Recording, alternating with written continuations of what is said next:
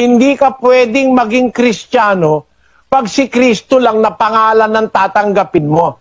Dapat tatanggapin mo pati kanyang salita, yung aral niya.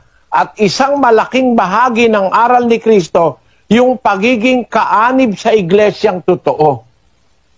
Yan ang dapat ninyong maintindihan, mga kababayang born again.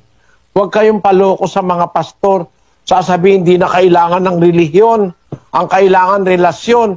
Paano ka magkakarelasyon kung hindi ka magiging bahagi noong sinasabi sa Biblia na iglesia na kinaroroonan ng mga taong lingkod ng Diyos? Ando ng mga apostol, ando ng mga propeta, ando ng mga guro, ando ng mga ministro, ando ng mga diakono, ando ng mga obispo sa iglesyang totoo sa Biblia. Ang Diyos lahat ang naglagay nun. Sa lagay, nagtayo ang Diyos ng iglesia at inibig naman ni Kristo, tinubos niya ng kanyang dugo para sa pastor ngayon, hindi na kailangan. Kung hindi isang dakot na kalukuhan ng pinututuro.